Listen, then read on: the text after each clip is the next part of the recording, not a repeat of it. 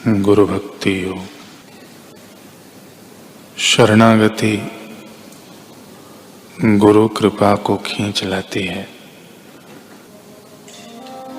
और गुरु कृपा से शरणागति संपूर्ण बनती है।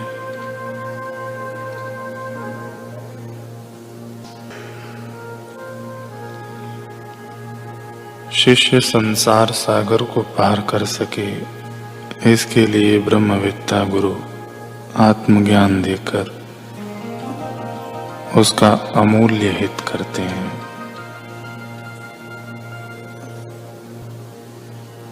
यह काम गुरु के सिवाय और कोई नहीं कर सकता।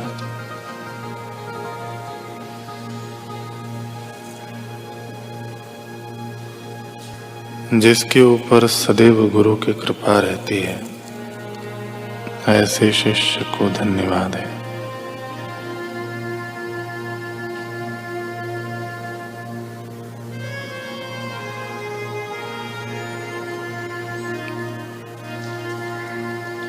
जिसको सच्चे गुरु प्राप्त हुए हैं, ऐसे शिष्य के लिए कोई भी वस्तु अप्राप्य नहीं रहती।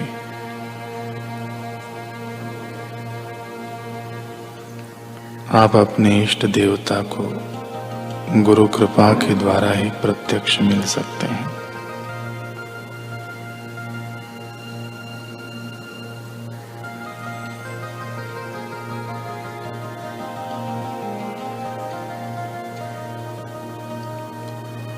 सत्संग माने गुरु का सहवास। उस सत्संग के बिना मन ईश्वर की ओर मुड़ नहीं सकता।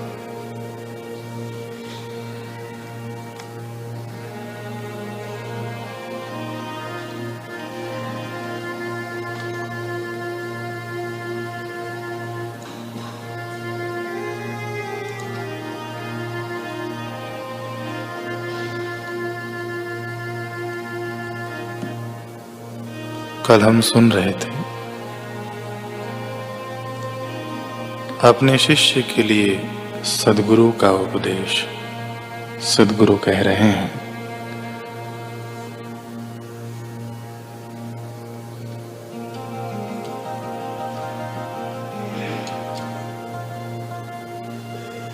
कि यदि तुम सावधान नहीं रहे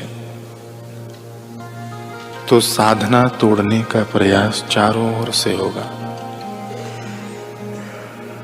नन्हा दिया हवा के झोंके से बुझ जाएगा। निंदाखोर निंदा करेंगे।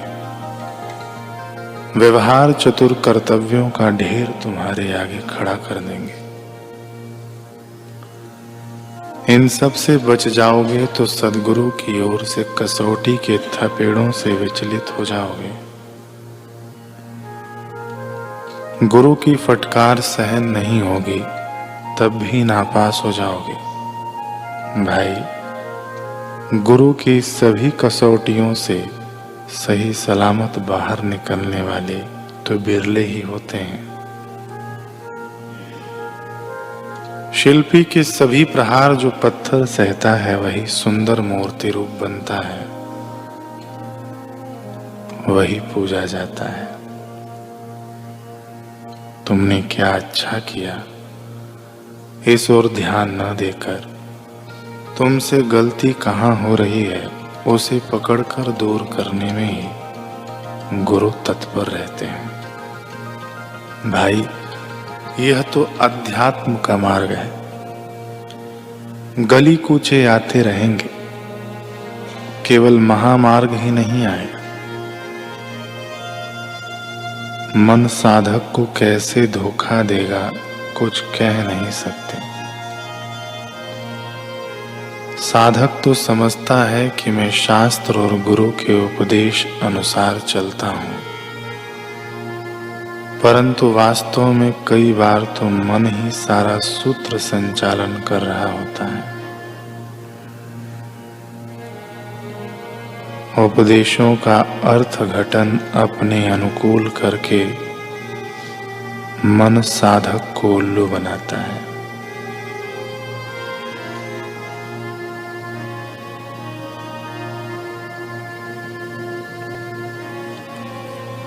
सद्गुरु तो समर्थ हैं, वे गली कूचे में भटकाने वाले मन को फटका लगाकर साधक को मार्ग बताते हैं। साधक में भी हिम्मत होनी आवश्यक है, चाहे कैसे भी फटके सहकर भी तत्व को जान ले। फटके सहने पड़े फिर भी गुरु का सानिध्य नहीं छोड़े।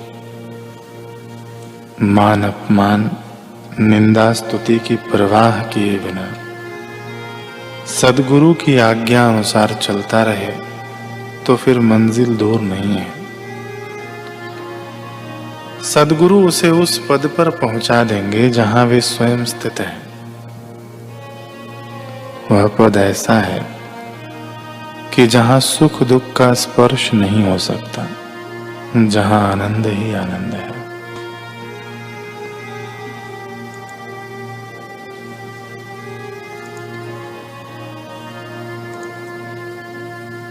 आगे उपदेश करते हुए गुरुदेव कह रहे हैं कि हे शिष्य, हे साधक, तो भय, शोक, चिंताओं को छोड़। आज से दृढ़ संकल्प कर कि मैं अंदर के खजाने को खोल कर रहूंगा। मैं अपने खोए हुए साम्राज्य को पाकर रहूंगा। मैं अपने मित्र से, युगों से बिछुड़े हुए उस यार से मिलकर रहूंगा। यदि तू दृढ़ निश्चय करता है तो हवाएं तेरे साथ हैं, प्रकृति तेरे साथ है, देवता तुझे सहयोग करेंगे, सद्गुरु लोग तुझे सहयोग करेंगे। तू केवल एक कदम उठा। 999 कदम वह परमात्मा उठाने को तैयार है। तू एक कदम आगे बढ़, हिम्मत कर। 999 कदम वह तेरे करीब आने को राजी है। इसलिए तू अपने संकल्प को महान बना। मैं आत्मज्ञान पाकर रहूंगा, मैं परमात्मा का साक्षात्कार करके ही रहूंगा।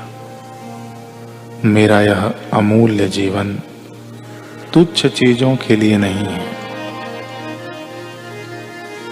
ईंट, चूना, लोहा, लक्कड़ बनाने या रखने के लिए नहीं है। ये तो साधारण चीजें हैं, छूटने वाली हैं। तुझे अटूट परमात्मा को पाना है। दृढ़ संकल्प कर, आर्त भाव, कातर भाव से प्रार्थना करते करते खो जा। जिसका है उसी का हो जा। दृढ़ संकल्प, लेकिन अहंकार से नहीं, सद्भाव से। सतस्वरूप ईश्वर की कृपा से तू अवश्य सफल होगा। ओम ओम। हे कृपालु, हे अंतर्यामी, हे साहस दाता, शक्ति दाता, ओम ओम। मेरा जो दिव्य स्वरूप है वह सुख स्वरूप, साक्षी स्वरूप, ज्ञान स्वरूप है। नित्य नवीन प्रेम रस प्रदाता प्रभु के प्रति